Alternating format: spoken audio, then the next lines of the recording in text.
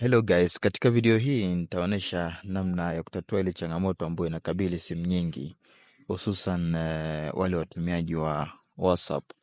Unakuta labda mfano umebadili simu kutoka simu ya zamani kwenda simu mpya, umedownload WhatsApp yako, either ni WhatsApp Messenger au WhatsApp Business, lakini unapokuwa ukiweka details zako kwa ajili ya kulogin, unashangaa unapata ule ujumbe kwamba you need the official WhatsApp to use this account.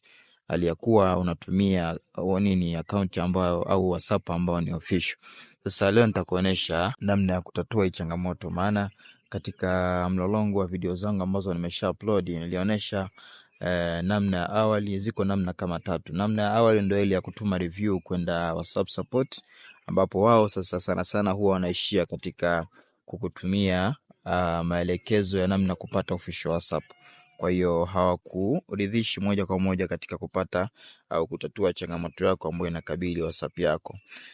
Na most of YouTubers wamekuwa wakitumia njia ile ile, yani kuelekeza watu kwamba wewe unapokutana na changamoto kama ile pale, basi nenda kwenye kipengele cha help, then tuma review yako ya kuonesha kwamba au kuwaomba kutaka wakufungulie kama WhatsApp maybe blocked au imezuiliwa katika kupata access ya account yako.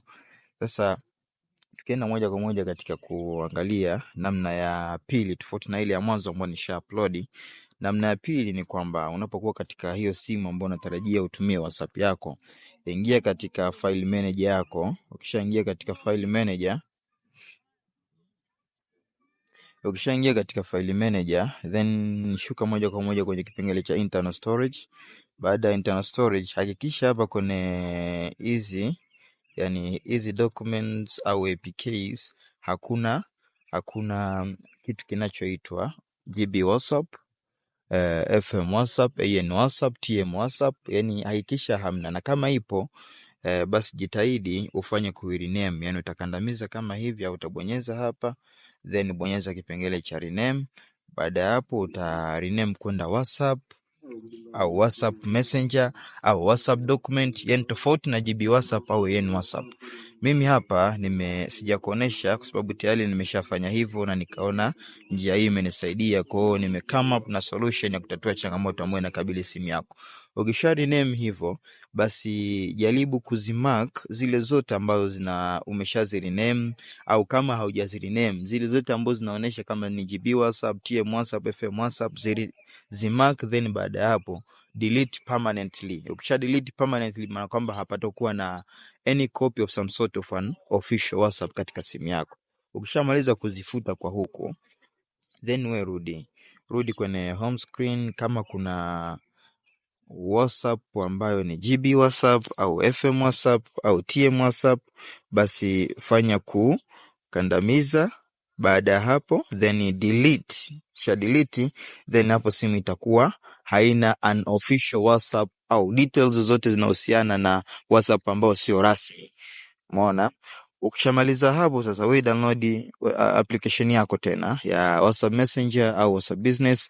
Ikishaingia, weka details zako, then moja kwa moja utapata access ya kutumia account yako. Au la basi hiyo njia kama itashindikana, basi kuna njia nyingine ya mwisho ambayo hii haiwezi kashindikana. Hiyo simu ya zamani kama ina changamoto, au simu mpya kama ina changamoto, tafuta simu ya mdau. Baada ya hapo download WhatsApp. Umeona? Either zinaweza mbili. Kama anatumia GB WhatsApp, basi chukua WhatsApp Messenger. Ukichukua WhatsApp ya pili, weka taarifa zako. Umeona? Weka zile details, namba ya simu, watakutumia OTP, then zitaingia moja kwa moja. Kwa ukiingia katika ile dashboard na unaona kabisa chatting tayari zimekuja, basi kwenye hii simu ambayo bado inasumbua katika kupata access ya account yako ya WhatsApp, ichukue, then na yenyewe fanya kudownload WhatsApp ile ile ambayo umedownload kwenye simu mpya. Yani the primary phone inabidi iwe na, kama ina WhatsApp Messenger, basi hakikisha na simu ambayo ina troubleshooting ya kupata account ya WhatsApp iwe na WhatsApp Messenger vile vile. Sasa kwa hii simu ambayo bado inasumbua katika kupata access ya account yako ya WhatsApp, ukishaingia pale kwenye ile application ya WhatsApp, ukishaingia kama hivi, sasa kabla haijaleta huku, ikileta kile kipengele cha kuweka details zako, yani kuweka namba ya simu ili kutumia zile kodi, usiweke zile namba ya simu. Bonyeza kipengele cha juu ambao kina mishale au kina vidoti kama vitatu. Kisha bonyeza pale, then click kipengele kimeandikwa link as companion. Wakati huo kwenye hii simu ambayo ni mpya ambayo imekubali kuingia WhatsApp, then bonyeza pahala pameandikwa link device. Ukishabonyeza link device, itataka sasa iscan hiyo simu ambayo inapitia troubleshooting ya nini, ya kupata access ya account ya WhatsApp. Baada ya hapo utascan kutoka yani kwenye simu mpya utaiskani simu hiyo ambayo inasumbua katika kupata access ya account yako.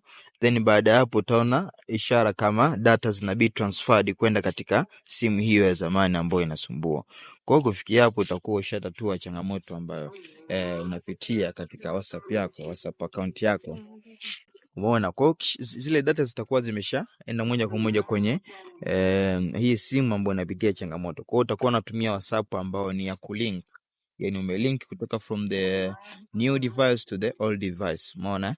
Kwa hiyo utatumia kama kawaida, na hata kama ukifuta hii WhatsApp ambayo inapatikana katika simu mpya, hii nyingine haitakuwa na athari yote. Kwa hiyo utatumia kama kawaida at the end mpaka hapo mwisho. Kwa hiyo hapo itakuwa imesaidia au imetatua changamoto yako ambayo inapitia katika simu yako. Sasa hivyo usahau subscribe, like, share na comment ili muda mwingine nikuletee mbinu kama hizi hapa za kutumia teknolojia. Asante kwa kuwa nami mpaka mwisho wa kipindi.